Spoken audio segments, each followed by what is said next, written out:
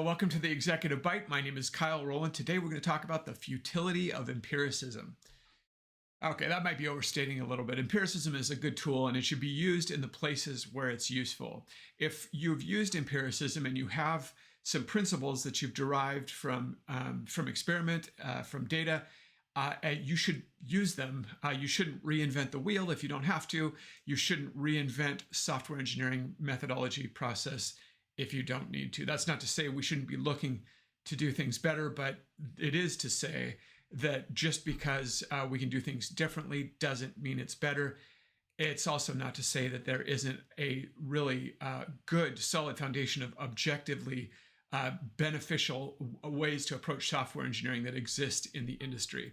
It's one of my sort of minor gripes with the Agile Manifesto is that it places such centrality on the empiricism that it's unavoidable for software engineering, for actually developing software, but is really sort of can make us think that everything needs to be re-experimented with to prove that it's usable before we put it into practice. So as we're using empiricism on our software development, we should remember that that we don't need to approach the actual act of developing software in that same kind of way. There are settled things, there are things that work better than other things, and there's good reasons behind a lot of that. So anyway, just an important safety tip that I think gets lost sometimes that I thought I'd raise up. So this has been the Executive Bite.